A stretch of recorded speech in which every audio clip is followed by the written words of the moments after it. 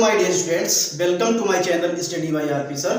Dear students, इस समय हम क्लास 12 फिजिक्स का सेकेंड चैप्टर सीख रहे हैं। आज का हमारा टॉपिक है समांतर प्लेट संधारित्र।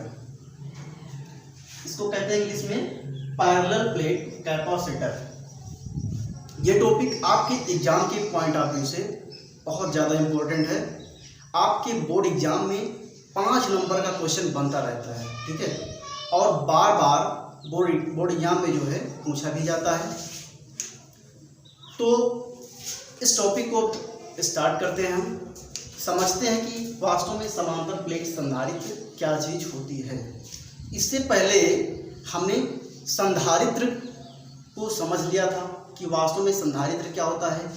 हमने आपको जो है प्रैक्टिकल रूप में भी बताया था कि संधारित्र वास्तव में जो आपके फाइल में वाइट कलर का लगा होता है वही संधारित्र होता है।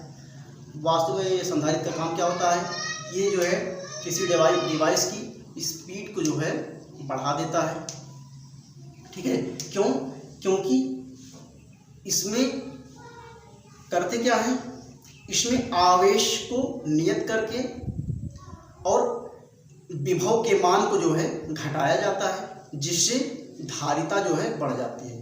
धारिता बढ़ने का क्या मतलब है कि आवेश को धारण करने की क्षमता बढ़ जाती है।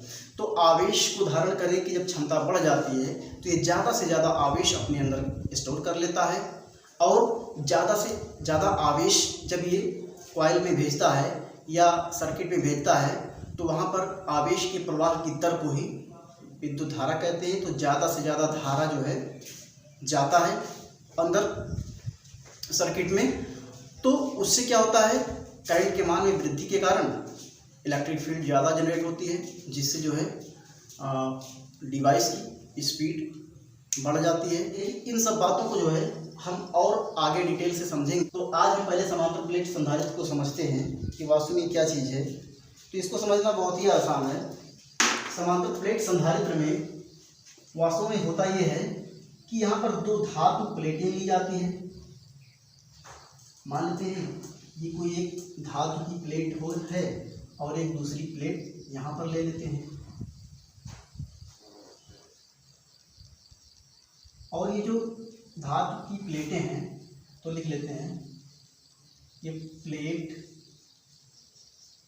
फर्स्ट है और ये है प्लेट सेकेंड, ठीक है। तो ये जो दोनों धातु की प्लेटें हैं ये समान आकार की होती हैं। कहने का मतलब दोनों की साइज सेम होती है और इनका जो क्षेत्रफल होता है वो भी समान होता है। तो जब 2 समान आकार के और समान क्षेत्रफल की प्लेटों को एक दूसरे के समांतर और एक दूसरे से अल्प दूरी, मान लेते हैं इनके बीच की दूरी d है, पर रखा जाए तो उनसे जो व्यवस्था बनती है इसी को कहते हैं समांतर प्लेट संधारित्र, ठीक है। तो अब वास्तव में इन प्लेटों को क्या करते हैं, नीचे ला करके बैटरी से अटैच कर देते हैं। तो यहाँ पर मान लेते हैं बैटरी लगा देते हैं,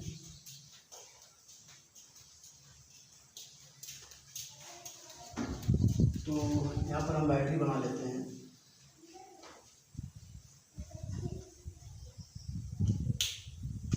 ये हो गया प्लस टर्मिनल, ये हो गया माइनस टर्मिनल बैटरी, और इसको हम क्या करते हैं, अटैच कर देते हैं। तो ये जो पूरी व्यवस्था बन चुकी है यही जो है समांतर प्लेट संधारित्र है। अब समझो बात को, जिस प्लेट को, ये हमारा क्या है, बैटरी है, देते हैं। तो जिस प्लेट को बैटरी के प्लस टर्मिनल से जोड़ते हैं वो प्लेट प्लस चार्ज हो जाता है, यानी कि इस पर जो है धन आवेश आ जाएंगे, प्लस प्लस प्लस प्लस ऐसे, ठीक है। और ये जिस प्लेट को बैटरी के माइनस टर्मिनल से जोड़ते हैं वो उस पर माइनस चार्ज आ जाता है, तो इस पर हम जो है माइनस चार्ज बना देते हैं, ठीक है। इतनी बात हो गई। कोई जल्दी नहीं है, इसको एक बार और फिर से समझा देते हैं ताकि आपको जो है समझ में आ जाए। हमने क्या बताया, समांतर प्लेट संधारित्र में क्या होता है, दो धातु की प्लेटें ली जाती हैं जिनका आकार समान होता है और इनका क्षेत्रफल भी समान होता है। क्षेत्रफल का क्या मतलब, चूंकि ये हमें फ्रंट से दिख रहा है तो ये लाइन दिख रहा है, वास्तव में ये प्लेट है ना, तो कुछ इस प्रकार ऐसे दो प्लेटें होंगी और एक दूसरे के समांतर ऐसे रखी गई, तो इनका ये मतलब इसका क्षेत्रफल भी तो होगा। अगर इसका 3D फिगर हम बनाना चाहें तो यहाँ पर छोटा सा बना देते हैं आपके समझने के लिए। अगर आप समझना चाहो तो कुछ इस प्रकार इसका जो है एक्चुअल फिगर होता है।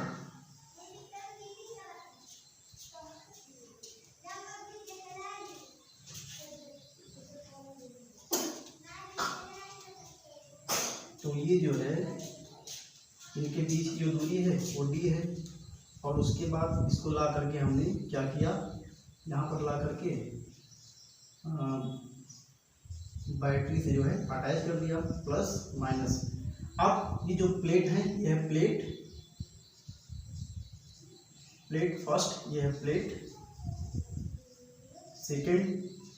इस प्लेट और फर्स्ट का जो क्षेत्रफल है, ये इसका जो क्रॉस सेक्शन क्षेत्रफल बनेगा वो ए है, तो ये भी अगर ये ए है तो ये भी ए होगा, और दोनों की साइज भी समान होती है, ठीक है, और दोनों एक दूसरे के पैरेलल रखे जाते हैं। तो इतनी बात आप समझ चुके हो। इसका हमने जो है 2 डायमेंशनल फिगर यहाँ बनाया है।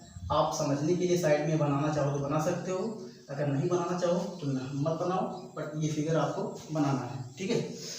तो अब समझो, हमने क्या कहा, दो समांतर प्लेट होती हैं धातु की और उनके बीच की दूरी जो है दी, ये अल्प दूरी है, कहने का मतलब वो पास पास रखी गई हैं और उनको क्या किया गया है, बैटरी से अटैच कर दिया गया है, और दोनों प्लेटों की साइज सेम है, इसका क्षेत्रफल भी सेम है। तो जो पूरी व्यवस्था बनी यही क्या हो गई, समांतर प्लेट संधारित्र हो गई, ठीक है। तो इतनी बात हो गई। अब वास्तव में समझो बात को, अगर हम कहें ये चूंकि यहाँ पर प्लेट फर्स्ट पर जो है प्लस चार्ज है और प्लेट सेकेंड पर माइनस चार्ज है, तो मान लेते हैं प्लेट ए पर जो चार्ज है वो टोटल चार्ज जो है वो कितना है, अगर इस पर प्लस क्यू चार्ज है तो इस पर माइनस क्यू चार्ज होगा। कहने का मतलब ये है कि ये बैटरी से अटैच है, तो जितना इसके एक टर्मिनल पर धन आवेश आएगा उतना ही दूसरे टर्मिनल पर ऋण आवेश आएगा, ठीक है। अब समझो, अगर धन आवेश और ऋण आवेश हैं तो आवेश के कारण उसके चारों तरफ विद्युत क्षेत्र उत्पन्न होता है, कि हमने पहले चैप्टर में सीख लिया था। तो कहने का मेरा मतलब ये है कि अगर यहाँ पर आवेश है तो आवेश के बीच में क्या होगा, विद्युत क्षेत्र आएगा, क्योंकि विद्युत क्षेत्र रेखाएं धन आवेश से बाहर की तरफ निकलती हैं और ऋण आवेश में अंदर की तरफ प्रवेश करती हैं। तो ऐसे यहाँ से विद्युत क्षेत्र रेखाएं निकल रही होंगी, तो विद्युत क्षेत्र रेखाओं के कारण विद्युत क्षेत्र बनेगा। तो मान लेते हैं इन दोनों प्लेटों के बीच जो विद्युत क्षेत्र बन रहा है उस विद्युत क्षेत्र ई है, ठीक है। और समझो, चूंकि ये प्लस टर्मिनल से जुड़ा है तो ये इसका जो है विभव ज़्यादा होगा, और प्लेट सेकेंड जो है वो माइनस टर्मिनल से जुड़ा है तो इसका विभव कम होगा, यानी कि विभव एक का ज़्यादा है दूसरे का कम है, यानी कि दोनों में विभव का अंतर है, यानी कि इनके बीच जो है विभवांतर उपस्थित है, ठीक है। तो मान लेते हैं दोनों प्लेटों के बीच जो विभवांतर है वो कितना है, v है, ठीक है। तो वास्तव में समांतर प्लेट संधारित्र में हमें करना क्या है, इस समांतर प्लेट संधारित्र की धारिता को हमें ज्ञात करना है, ठीक है। ये हमारा टारगेट है, तो अपना टारगेट लिख लेते हैं और उसके बाद जो है इसको कंप्लीट करते हैं। बहुत बड़ा टॉपिक नहीं है, छोटा ही है, आसान है, समझ में आ जाएगा। तो हम कह सकते हैं, हम कहते हैं माना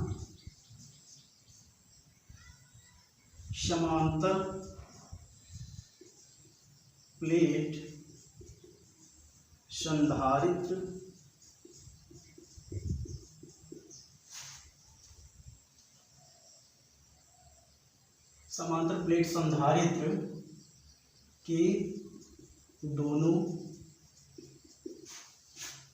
प्लेटों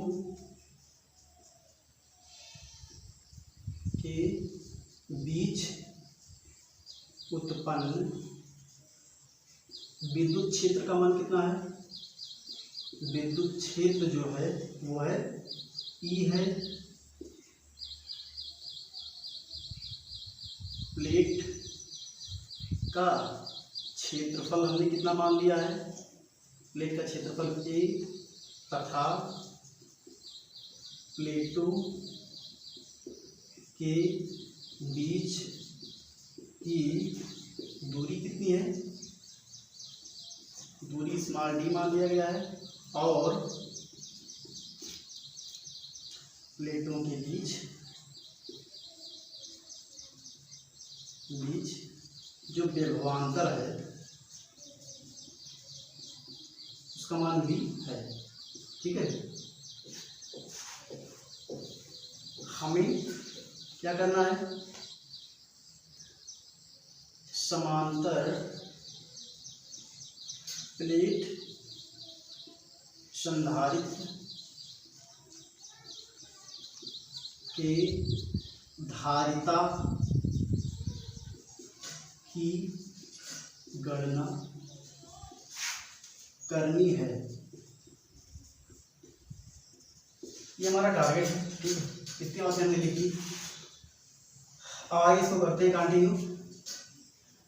तो वास्तव में जो दो प्लेटों के बीच उत्पन्न विद्युत क्षेत्र का जो फार्मूला होता है, अगर हम कहें दो प्लेटों के बीच उत्पन्न विद्युत क्षेत्र का जो फार्मूला होता है वो होता है E बराबर सिग्मा अपान में एप्सिलॉन 0। ठीक है, ये आपको याद होना चाहिए। ठीक है, दो प्लेट हों तो उनके बीच जो विद्युत क्षेत्र उत्पन्न होता है उसका फार्मूला होता है E बराबर सिग्मा अपान में एप्सिलॉन 0। यहाँ पर E क्या है, विद्युत क्षेत्र है, एप्सिलॉन 0 क्या है, निर्वात अथवा वायु की विद्युतशीलता है, और एप्सिलॉन क्या है, एप्सिलॉन आपका क्षेत्रीय आवेश घनत्व है। इससे पहले हमने आपको क्षेत्रीय आवेश घनत्व पढ़ाया था। तो क्षेत्रीय आवेश घनत्व बराबर क्या होता है, क्षेत्रीय आवेश घनत्व सिग्मा बराबर होता है, क्षेत्रीय आवेश घनत्व बराबर होता है वितरित कुल आवेश बटे क्षेत्रफल। ये फार्मूला आपको सिखाया गया था, सिग्मा बराबर Q अपान में A। ठीक है, इसको अगर हम इक्वेशन फर्स्ट मान ले, इसको मान ले इक्वेशन सेकेंड, तो लिख सकते हैं समीकरण 2 से सिग्मा का मान समीकरण 1 में रखने पर, समीकरण 2 से सिग्मा का मान हम समीकरण 1 में रख दें तो हमें E बराबर क्या मिल जाएगा, इक्वल टू मिल जाएगा सिग्मा वाला वैल्यू Q अपान में A, यहाँ पर सिग्मा के प्लेस पर हम पुट कर देते हैं तो हो जाएगा Q अंश में और A हर में है तो A हर में चला जाएगा तो हो जाएगा Q अपान में A एप्सिलॉन 0। ठीक है, सिग्मा का वैल्यू हमने इसमें रख दिया। इतनी बातें हो गई। और इससे पहले आपको जो हमने विद्युत क्षेत्र और विभवांतर में संबंध स्थापित करवाया था तो वहां पर हमने आपको एक फार्मूला सिखाया था, E equal to minus dV upon dr। ठीक है, तो अगर आपने वो वीडियो देखा होगा यानी कि समझा होगा, वो भी इम्पोर्टेंट टॉपिक था, इसको विभव प्रवणता भी कहते हैं, तो आपने ये फार्मूला जो है सीखा होगा। अब इसको इक्वेशन फर्स्ट सेकंड था, इसको मान लेते हैं थर्ड। तो यहाँ समझो E क्या है, ये आपका विद्युत क्षेत्र है, dV क्या है, ये V जो है आपका विभवांतर होता है, तो D लगने का मतलब ये सूक्ष्म विभवांतर हो गया, और dr क्या है, सूक्ष्म दूरी है, और माइनस साइन तो केवल डायरेक्शन को बताता है, तो अगर इसको छोड़ दें तो हम लिख सकते हैं इसको dV इक्वल टू लिख सकते हैं E इंटू dr, ये उधर जाएगा तो मल्टीप्लाई हो जाएगा। ठीक है, dV मतलब क्या है, विभवांतर, तो हो जाएगा विभवांतर इक्वल टू विद्युत क्षेत्र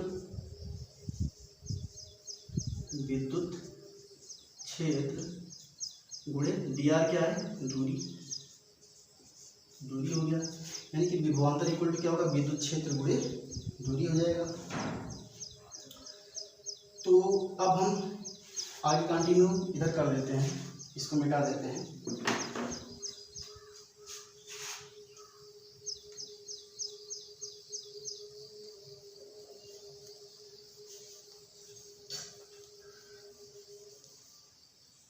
अब समझो, तो यहाँ पर जो दो प्लेट हैं उनके बीच का जो विभवांतर है वो कितना है, v है, और दोनों प्लेटों के बीच विद्युत क्षेत्र का मान कितना है, E है, और दोनों प्लेटों के बीच की दूरी कितनी है, d है। तो सभी को जो है इस फार्मूले में पुट कर देते हैं। तो विभवांतर तो v है, तो v इक्वल टू कितना हो जाएगा, आगे कंटिन्यू करते हैं। तो v इक्वल टू हो जाएगा विद्युत क्षेत्र कितना है, E इंटू विद्युत क्षेत्र गुणे दूरी। तो दूरी कितना है दोनों प्लेटों के बीच की, d है, तो d हो जाएगा। ठीक है, अब इसको हम मान लेते हैं समीकरण नंबर 4 मान लेते हैं। अब समझो बात को, यहाँ हम क्या कर सकते हैं, समीकरण 3 का से ई का मान समीकरण 4 में रख सकते हैं। तो लिख लेते हैं समीकरण 3 से ई का मान समीकरण 4 में रखने पर, तो समीकरण 3 से हम अगर ई का मान, ई बराबर हमें कितना मिला है, ई बराबर क्यू अपान में ए एप्सिलॉन 0 है, तो ई के प्लेस पर 4 में हम जो है ई का मान रख देते हैं। तो आगे कंटिन्यू इधर कर देते हैं, थोड़ा सा मिटा देते हैं, उसके बाद आपका जो है टॉपिक कंप्लीट हो जाएगा।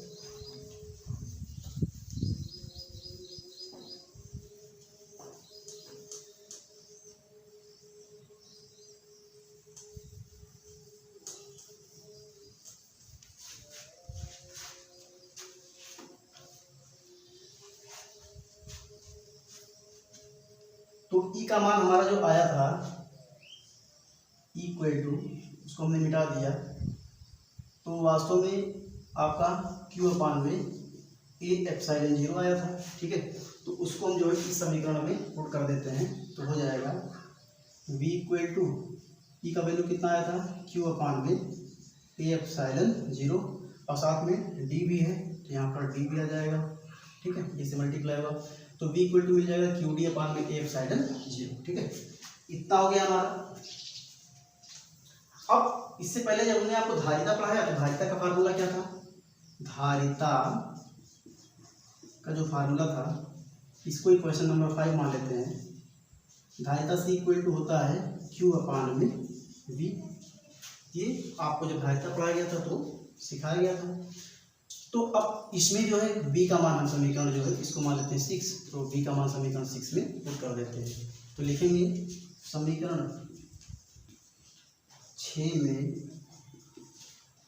V का मान रखने पर, तो समीकरण 6 में अगर हम V का मान रख दें तो C इक्वल टू कितना मिल जाएगा, Q अपान में V के प्लेस पर कितना है, QD अपान में एप्सिलॉन 0। तो लिख लेते हैं QD अपान में ए एप्सिलॉन 0। तो यहाँ से Q से Q क्या हो जाएगा, कैंसिल, क्योंकि ये अंश में है हर में भी है। ठीक है, तो यहाँ से हमें मिल जाएगा C इक्वल टू 1 अपान में D अपान में A epsilon 0। This implies that, इसको हम लिख सकते हैं C equal to A epsilon 0, ये ऊपर चला जाएगा, 1 में मल्टीप्लाई होगा तो कोई फर्क नहीं पड़ेगा, तो हो जाएगा C equal to A epsilon 0 upon में D। तो यही क्या निकल के आ गया, यही हमारे समांतर प्लेट संधारित्र की धारिता का जो है फार्मूला निकल के आ गया। ठीक है, C क्या है, समांतर प्लेट संधारित्र की धारिता का फार्मूला है। ये क्या है, समांतर प्लेट संधारित्र का जो है क्षेत्रफल है, और एप्सिलॉन 0 क्या है, निर्वात की विद्युतशीलता है, और डी क्या है, दोनों प्लेटों के बीच की दूरी है। ठीक है, तो आप चाहो तो इन बातों को लिख सकते हो। ठीक है, हमने बोल दिया है। सी क्या है, सी लिख देते हैं समांतर प्लेट संधारित्र की धारिता। ठीक है, C equal to A epsilon 0 upon में डी। तो वास्तव में इस डेरिवेशन में कुछ था नहीं, बस क्या करना था, एक वैल्यू को दूसरी इक्वेशन में रखना था। इससे पहले जो आपने डेरिवेशन सीखा था उसमें से कुछ फार्मूलों का इसमें यूज हुआ है जो आपको याद होना चाहिए था।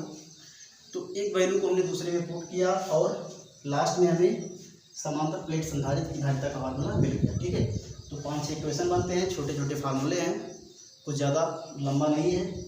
इसकी जो कहानियाँ हम स्टार्टिंग में लिखते हैं वो आप अपने से लिख सकते हो, कोई दिक्कत नहीं है, आपको उससे जो कन्फ्यूज नहीं होना कि बहुत लंबा लिखा जा रहा है। ठीक है, तो आप अपने से समझ सकते हो, लिखना चाहो तो लिख सकते हो, और नहीं यहाँ पर नहीं लिखोगे तब भी आप एग्जाम में जो है अगर चीज़ों को कॉन्सेप्ट समझते हो तो आप बना के जो है लिख सकते हो। और बाकी आपका डेरिवेशन जो है बिल्कुल एक्यूरेट होना चाहिए, आपको पूरा का पूरा 5 नंबर बोर्ड एग्जाम में मिलेगा। ठीक है, तो ये टॉपिक हमारा कंप्लीट हुआ, अब मिलते हैं नेक्स्ट वीडियो में। Okay, thanks for watching.